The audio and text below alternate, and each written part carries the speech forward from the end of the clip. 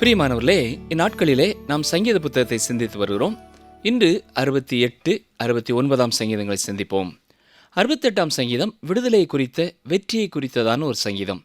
67 சங்கீதத்திலே ராஜ்யத்தை குறித்து நாம் பார்த்தோம். இங்கே தமது பலனோடும் மகிமையோடும் ராஜாவை பார்க்கிறோம். சங்கீதம் 68:1, தேவன் எழுந்தருளுவார், அவருடைய சத்துருக்கள் சிதறுண்டு, அவரை பகைக்கிறவர்கள் அவருக்கு முன்பாக ஓடிப்போவார்கள். இது எண்ணாகமம் 10:35 குறித்த ஒரு குறிப்பாகும். பாலைவனத்திலே இஸ்ரவேல் ஜனங்கள் ஒவ்வொரு நாளும் பிரயாணத்தை துவங்கும் பொழுது மோசே இவ்வாறு கூறுவார்: கர்த்தாவே எழுந்தருளும், உம்முடைய சத்துருக்கள் சிதறடிக்கப்படுவார்களாக, உம்மை பகைக்கிறவர்கள் உமக்கு முன்பாக ஓடிப்போவார்களாக. இதற்கு முந்தைய சங்கீதமும் அருமையான பாடலான ஒரு சங்கீதம். இதுவும் அருமையான பாடலான ஒரு சங்கீதம். இது வெற்றியை குறித்து, மகிமையை குறித்து பாடும் ஒரு சங்கீதம். சங்கீதம் 68:4, தேவனை பாடி அவருடைய நாமத்தை கீர்த்தனம் பண்ணுங்கள், வனாந்தரங்களில் ஏறி வருகிறவருக்கு வழியை ஆயத்தப்படுத்துங்கள், அவருடைய நாமம் ஏகோவா, அவருக்கு முன்பாக களி கூறுங்கள். இங்கே மீண்டுமாக நாம் பார்க்கிறோம், ஜனங்கள் எல்லாரும் கர்த்தரை மகிமைப்படுத்துகிறார்கள். ஆம் பிரியமானவர்களே, பூமி அனைத்தும் அவரை மகிமைப்படுத்தும். அந்த நாளுக்கு நேராக கர்த்தர் கடந்து சென்று கொண்டு இருக்கிறார். இன்று மனிதர்கள் தேவனை மகிமைப்படுத்துகிறதில்லை, அவருடைய நாமத்தை வீணிலே வழங்குகிறார்கள். ஆனால் நாள் ஒன்று வரும், சகல ஜாதிகளும் கர்த்தரை மகிமைப்படுத்தும். சங்கீதம் 68:13, நீங்கள் அடுப்பின் அடியில் கிடந்தவர்களாயிருந்தாலும் வெள்ளியால் அலங்கரிக்கப்பட்ட புறா சிறகுகள் போலவும் பசும்பொன் நிறமாகிய அதன் இறகுகளின் சாயலாகவும் இருப்பீர்கள். நியாயாதிபதிகள் 5:16 தெபோராள் இதே வார்த்தைகளை பாடுகிறாள். ரூபன் கோத்திரத்து மக்கள் யுத்தத்திற்கு வராததால் தெபோராள் இவ்வாறு பாடினாள். நியாயாதிபதியிலேயும் சங்கீதம் 68:13 நீங்கள் அடுப்பின் அடியில் கிடந்தவர்கள் அல்லது மந்தையின் சத்தத்தை கேட்க தொழுவங்களின் நடுவே இருந்து விட்டவர்கள் என்று சொல்லும் பொழுது செயலற்ற சுயநலமான அவருடைய தன்மையை அது குறிக்கிறது. இஸ்ரவேல் மக்கள் எந்த ஒரு காரியத்தை குறித்தும் தீர்மானிக்காமல் எந்த செயலையும் செய்யாதவர்களாக செயலற்றிருந்தார்கள். ஆனால் கர்த்தர் அவர்களை குறித்து சொல்லும் பொழுது வெள்ளியால் அலங்கரிக்கப்பட்ட புறா சிறகுகள் போலவும் பசும்பொன் நிறமாகிய அதன் இறகுகளின் சாயலாகவும் இருப்பீர்கள் என்று கூறுகிறார். புறா ஒரு பலிக்காக பயன்படுத்தப்படும் பறவை. இதுவும் கிறிஸ்துவுக்கு அடையாளமாயிருக்கிறது. இது எத்தனை மேன்மையான ஒரு சத்தியத்தை நமக்கு சொல்கிறதா இருக்கிறது இல்லையா? யூத ஜனங்கள் கருத்தற்றவர்களாக, அக்கறையற்றவர்களாக, செயல்படாதவர்களாக இருந்தாலும் கிறிஸ்துவின் தியாக பலியானது அவர்களையும் மூடிக்கொண்டது. இந்த சங்கீதத்தை பரத்திற்கு ஏறும் சங்கீதம் என்று சொல்லலாம். ஏனென்றால் எபேசியர் 4:8 இந்த சங்கீதத்தின் ஒரு பகுதி பயன்படுத்தப்பட்டிருக்கிறது. வாசிக்கிறேன். எபேசியர் 4:8, ஆதலால் அவர் உன்னதத்திற்கு ஏறி சிறைப்பட்டவர்களை சிறையாக்கி மனுஷர்களுக்கு வரங்களை அளித்தார் என்று சொல்லியிருக்கிறார். இப்பொழுது சங்கீதம் 68:18 பாருங்கள். தேவரீர் உன்னதத்திற்கு ஏறி சிறைப்பட்டவர்களை சிறையாக்கி கொண்டு போனீர். தேவனாய கர்த்தர் மனுஷருக்குள் வாசம் பண்ணும் பொருட்டு துரோகிகளாகிய மனுஷர்களுக்காகவும் வரங்களை பெற்றுக்கொண்டீர். இயேசு கிறிஸ்து தனது மரணத்திற்கு பிறகு பரத்திற்கு ஏறிய பொழுது அவர் 2 காரியங்களை செய்தார். முதலாவதாக, பரதீசியில் இருந்த பரிசுத்தவான்கள் எல்லாரையும் தன்னோடு கூட்டிச் சென்றார். அந்த குறிப்பிட்ட காலம் வரை கடனாக, அதாவது இயேசு கிறிஸ்து மனிதர்களுடைய பாவங்களுக்காக மரிக்கப் போகிறார் என்பதை கருத்திலே கொண்டு மீட்டு வைத்திருந்தவர்களை அவர் பரலோகத்திற்கு எடுத்துச் சென்றார். இரண்டாவதாக, பூமியில் உள்ளவர்களுக்கு வரங்களை கொடுத்தார். ஏனென்றால் அந்த வரங்களை பெற்றவர்கள் தொடர்ந்து பூமியிலே அவருடைய பணிகளை தொடர்வதற்காக. கர்த்தருடைய சரீரத்தில் அங்கமாக இருக்கிற ஒவ்வொருவருக்கும் தேவன் ஒரு வரத்தை கொடுத்திருக்கிறார். எல்லாருக்கும் ஒரே விதமான வரம் கொடுக்கப்படவில்லை, வெவ்வேறு விதமான வரங்கள் கொடுக்கப்பட்டிருக்கின்றன. சங்கீதம் 68:21-22 மெய்யாகவே தேவன் தம்முடைய சத்துருக்களின் சிரசையும் தன் அக்கிரமங்களில் துணிந்து நடக்கிறவனுடைய மயிருள்ள உச்சந்தலையையும் உடைப்பார். உன் கால்கள் சத்துருக்களின் இரத்தத்தில் பதியும்படியாகவும் உன் நாய்களின் நாவு அதை நக்கும்படியாகவும். இந்த வசனம் எதிர்காலத்திலே பெற்றுக்கொள்ளப் போகிற ஒரு மகிமையான ஒரு வெற்றியை குறித்து பேசுகிறது.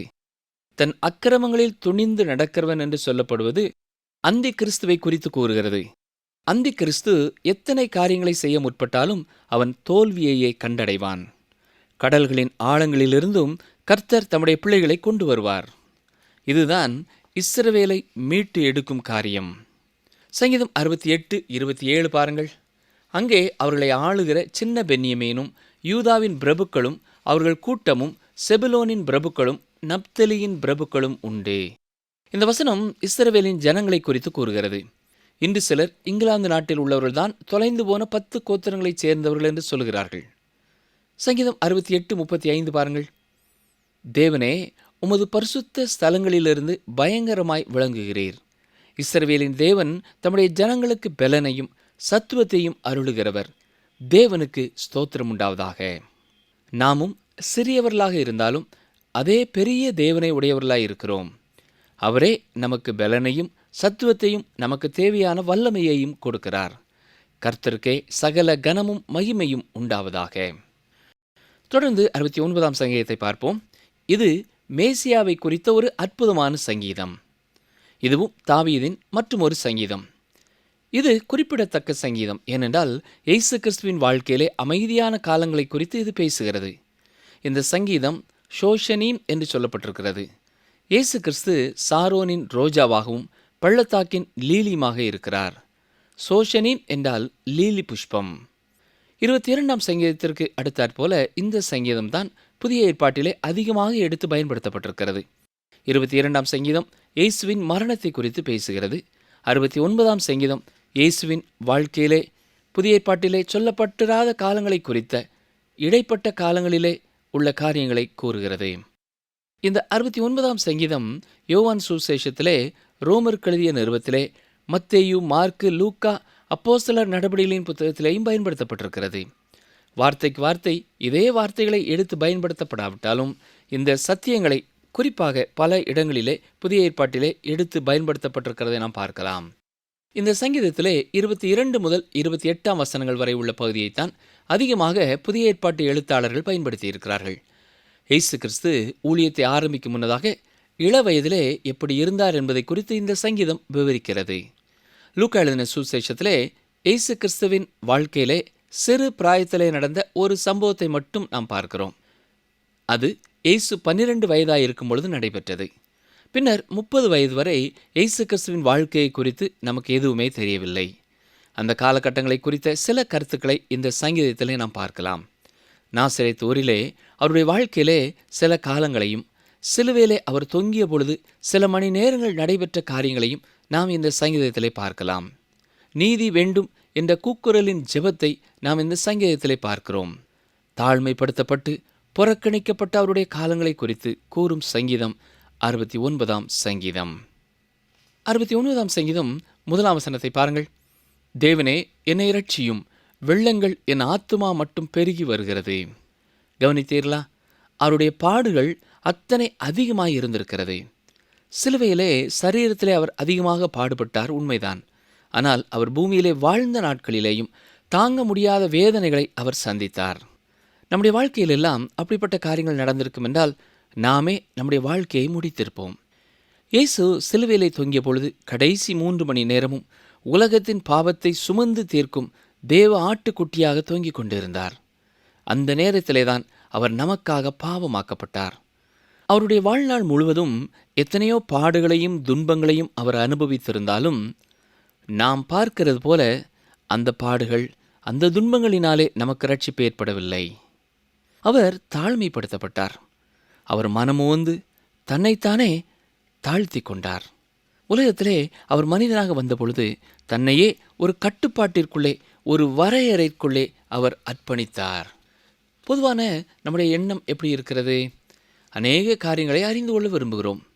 நம்முடைய அறிவையும் புரிந்து கொள்தலையும் விரிவாக்க விரும்புகிறோம். ஆனால் அதற்கு நேர் எதிர்மறையாக இயேசு கிறிஸ்து மனிதனாகும் பொழுது அவர் தனது வட்டத்தை சுருக்கி கொண்டார் என்று சொல்லலாம். தம்மை தாமே அவர் தாழ்த்தி மனிதனானார். அப்படிப்பட்ட ஒரு நிலைமையிலே அவர் சொல்லுவது என்ன?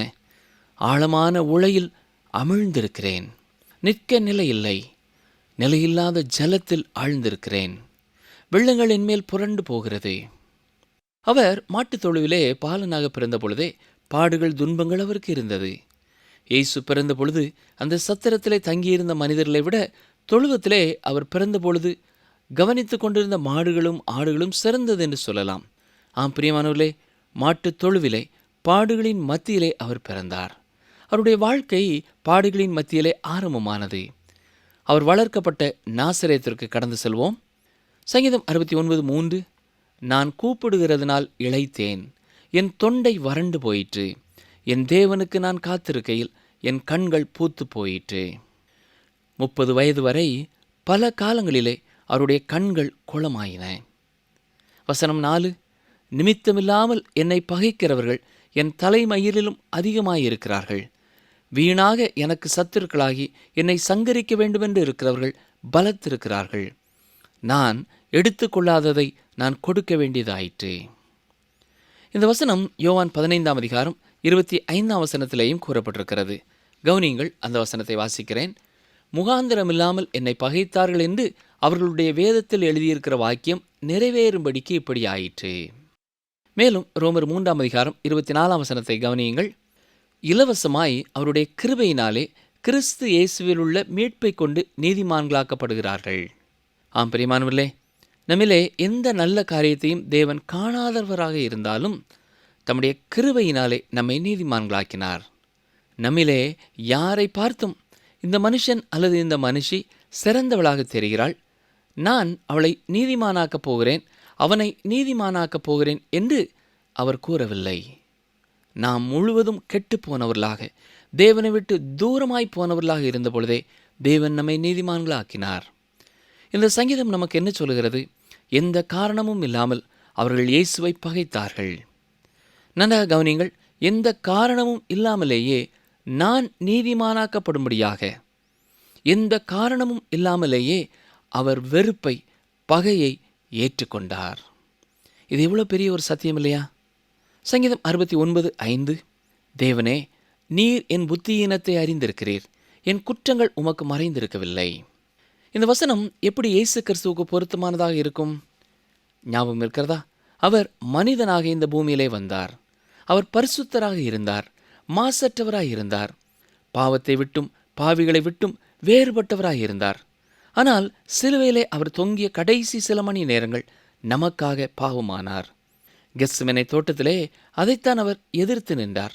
ஆண்டவரே, இந்த பாத்திரம் என்னை விட்டு நீங்க கூடுமானால் நீங்கும்படி செய்யும் என்று ஜெபித்தார். என்ன பாத்திரம்? பாவம் நிறைந்த பாத்திரம். அது என்னுடைய பாத்திரம், உங்களுடைய பாவமான பாத்திரம். அவர் மேல் வைக்கப்பட்ட நம்முடைய பாவம் பயங்கரமானது, அருவருப்பானது. நம்முடைய வாழ்க்கையிலே அந்த பாவங்கள் இயற்கையாக வருவதாய் இருக்கும். ஆனால் அவர் பரிசுத்தராய் இருந்தபடினாலே நம்முடைய பாவத்தினாலே அவருக்கு வந்த வேதனை மிக பயங்கரமானதாய் இருந்தது. 69 சங்கீதம் 6-7 வசனங்கள். சேனைகளின் கர்த்தராகிய ஆண்டவரே, உமக்காக காத்திருக்கிறவர்கள் என் நிமித்தம் வெட்கப்பட்டு போகாதிருப்பார்களாக. இஸ்ரவேலின் தேவனே, உம்மை தேடுகிறவர்கள் என் நிமித்தம் நாணமடையாதிருப்பார்களாக. உமது நிமித்தம் நிந்தையை சகித்தேன், லட்சை என் முகத்தை மூடிற்று. அவர் நிந்தையை சுமந்ததற்காக 2 காரணங்கள் உண்டு. முதலாவதாக, அவர் யார் என்பதனாலேயே அவரை பகைத்தார்கள். இன்றும் அதே வகையிலே பாவத்திலே வாழுகிறவர்கள் நீதிமான்களை பகைக்கிறவர்களாயிருக்கிறார்கள்.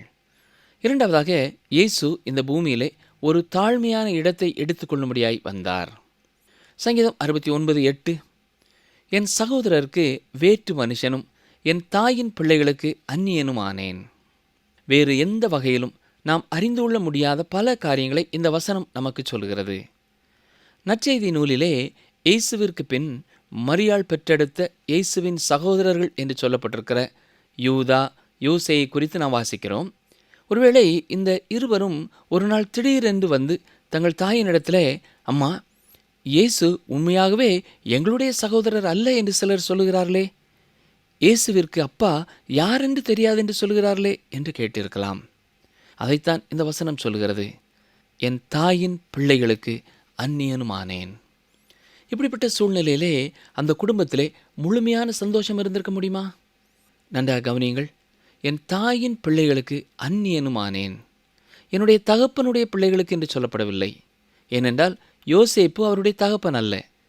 எனவே பிரியமானவர்களே, இந்த வசனமும் இயேசு கிறிஸ்துவின் கன்னி பிறப்பை குறித்த ஒரு சாட்சியாயிருக்கிறது.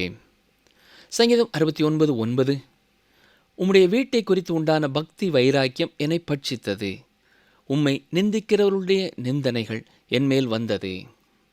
ஒருமுறை இயேசு கிறிஸ்து எருசலேம் தேவாலயத்திற்கு சென்றபொழுது அங்கே மனிதர்கள் ஆடுகளையும் மாடுகளையும் புறாக்களையும் விற்று கொண்டிருந்தார்கள். மேலும் காசுக்காரர்களையும் அங்கே பார்த்தார். கயிற்றினாலே ஒரு சவுக்கை உண்டு பண்ணி அவர்களை விரட்டி அடித்தார். வாசிக்கிறேன், யோவான் 2:16-17 வசனங்கள். புறா விற்கிறவர்களை நோக்கி, இவைகளை இவ்விடத்திலிருந்து எடுத்துக்கொண்டு போங்கள், என் பிதாவின் வீட்டை வியாபார வீடாக்காதிருங்கள் என்றார். அப்பொழுது உம்முடைய வீட்டை குறித்து உண்டான பக்தி வைராக்கியம் என்னை பட்சித்தது என்று எழுதியிருக்கிறதை அவருடைய சீஷர்கள் நினைவு கூர்ந்தார்கள். அன்று தேவாலயத்திலே வியாபாரத்தை செய்தவர்கள் கர்த்தருக்காக எதையோ செய்கிறோம் என்று சொல்லி மிக சுறுசுறுப்பாய் செயல்பட்டு கொண்டிருந்தார்கள். ஆனால் அவர்கள் கரையானை போல தீமையைத்தான் விளைவித்துக் கொண்டிருந்தார்கள். இன்றைக்கும் கூட திருச்சபையிலே சமயம் என்னும் பெயரிலே பல காரியங்களை செய்யும் பலரை குறித்து கேள்விப்படலாம். ஆனால் அப்படிப்பட்ட பலரும் திருச்சபைக்கு நன்மையை அல்ல தீமையையே செய்து கொண்டு இருக்கிறார்கள் என்பது திருச்சபையை குறித்து பிற சமயத்தவர்களின் சாட்சிகள் மூலமாய் வெளிவருகிறது. பிரியமானவர்களே, இன்று மற்றவர்கள் நம்முடைய வாழ்க்கையிலே இயேசுவை காண விரும்புகிறார்கள். சங்கீதம் 69:10, என் ஆத்துமா வாடும்படி உபவாசித்து அழுதேன், அதுவும் எனக்கு நிந்தையாய் முடிந்தது. ஒரு இளைஞராக இயேசு எப்பொழுதெல்லாம் உபவாசித்தாரோ ஜெபித்தாரோ அதை குறித்தும் அந்த சகோதரர்கள் கேலி செய்திருப்பார்கள். இவன் நடிக்கிறான் என்று பேசியிருப்பார்கள். வசனம் 11, இரட்டை என் உடுப்பாக்கினேன், அப்பொழுதும் அவர்களுக்கு பழமொழியானேன். பழமொழி என்று சொல்லப்படுவது எது தெரியுமா?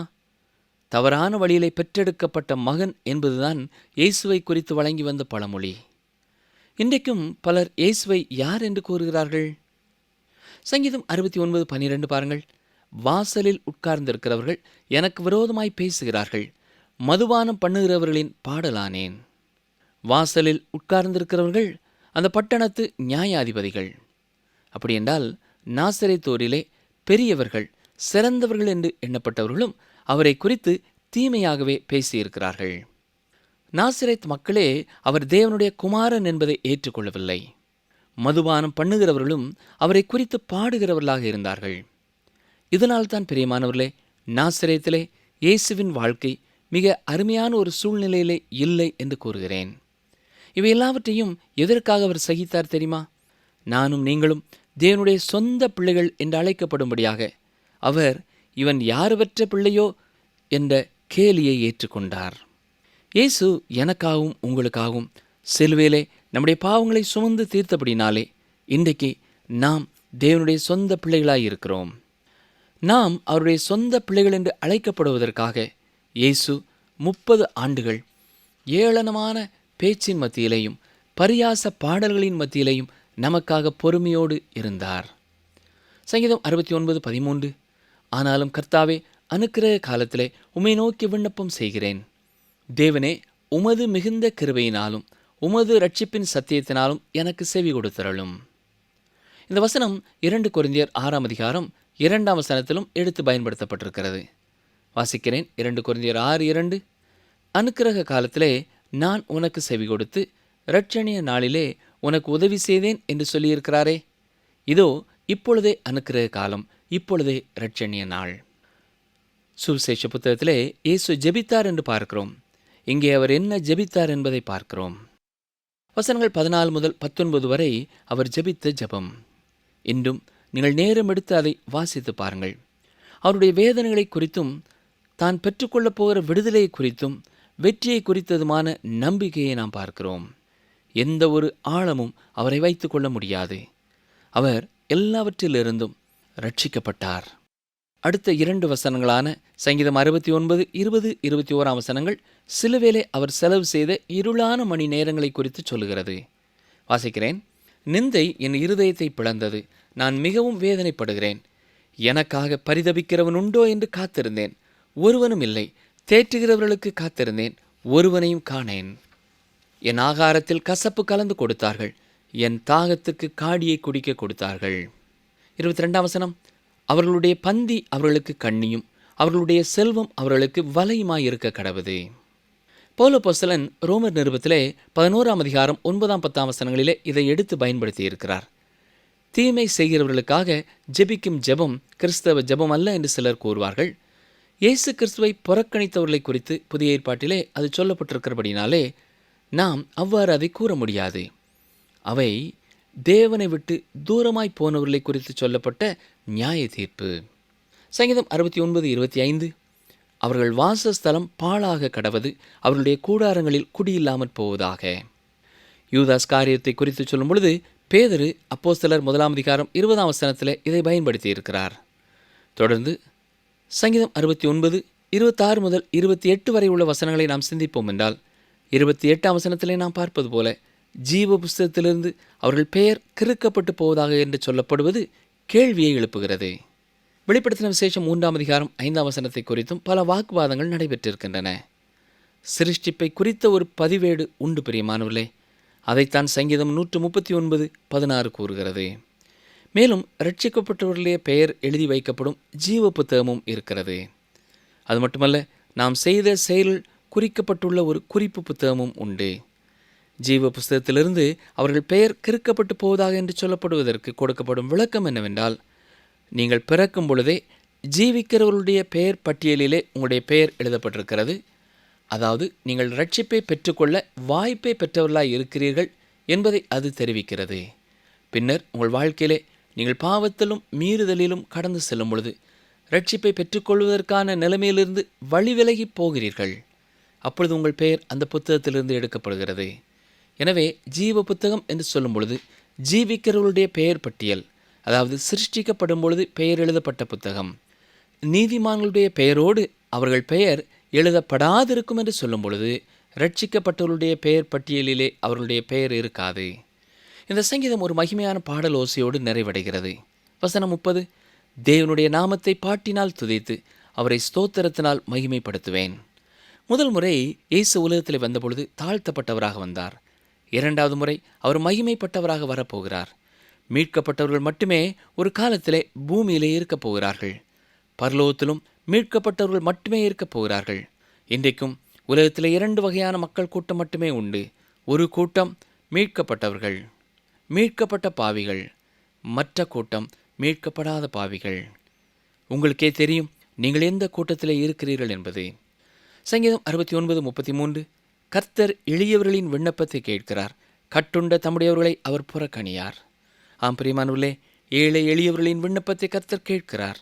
தம்முடைய பிள்ளைகள் கட்டப்பட்டவர்களாக இருக்கும் பொழுது அவர்களை அவர் புறக்கணிக்கிறதில்லை. வசனம் 34, வானமும் பூமியும் சமுத்திரங்களும் அவைகளில் சஞ்சரிக்கிற யாவும் அவரை துதிக்க கடவது.